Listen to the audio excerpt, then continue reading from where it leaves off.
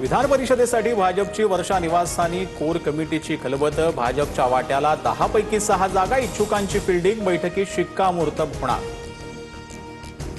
बारामती आणि राहुरी विधानसभा पोटनिवडणुकीसाठी उद्या मतदान। बारामतीमध्ये सुनेत्रा पवार यांच्यासह 23 तर राहुरीमध्ये अक्षय कर्डिलेसह 7 उमेदवार निवडणूक रिंगणात। सामान्य प्रशासन विभागाकडून दोन्ही मतदारसंघात कर्मचाऱ्यांना सुट्टी जाहीर। शरद पवारांचे आशीर्वाद माझ्यासाठी लाख मोलाचे। अस्वस्थ प्रकृतीमुळे मतदानाला उपस्थित राहू शकणार नाहीत, ते लवकरात लवकर बरे व्हावेत ही प्रार्थना। रुग्णालयात दाखल असलेल्या शरद पवारांसाठी सुनेत्रा पवारांची खास पोस्ट। भाजपच्या वरळीतील मोर्चात नियमांचं उल्लंघन, पोलिसांकडून आयोजकांवर गुन्हा दाखल। महिला आरक्षण विधेयकाच्या समर्थनार्थ भाजपनं जनआक्रोश मोर्चा काढला होता।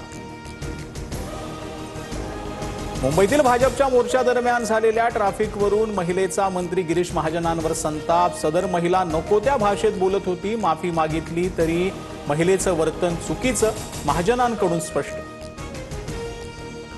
पंतप्रधान मोदींना दहशतवादी म्हटल्यानं मल्लिकार्जुन खरगे वादात। निवडणूक आयोगाची नोटीस, 24 तासात उत्तर देण्याचे आदेश।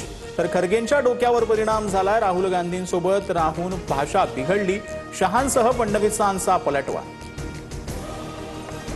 बंधू अशोक खराची पत्नी कल्पना खरातचा अटकपूर्व जामीन अर्ज फेटाळला। 31 मार्च पासून कल्पना खरात फरार, शिर्डी पोलिसांसमोर शोधण्याचं आव्हान। गोरेगाव नेस्को ड्रग्ज प्रकरणात 11वा आरोपी अटकेत। वनराई पोलिसांकडून 33 वर्षीय महिलेला अटक। संबंधित महिला उल्हासनगरची रहिवाशी। अटकेतील आरोपींनी महिलेच्या बँक खात्यात पैसे टाकल्याची माहिती।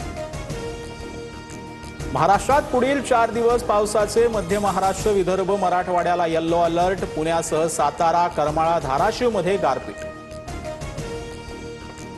अहिल्यानगरमध्ये एका सरपंचानं पत्नी लेकरासह जिवंतपणी दशक्रिया विधी उरकला।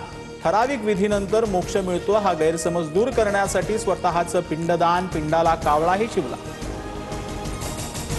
1 मे पासून मुंबई, ठाणे, नवी मुंबईत रिक्षा टॅक्सी चालकांना मराठी सक्ती। राज्य सरकारच्या निर्णयाला मनसेचा पाठिंबा, तर अमराठी रिक्षा आणि टॅक्सीवाले 4 मे पासून निर्णयाविरोधात संपावर जाणार।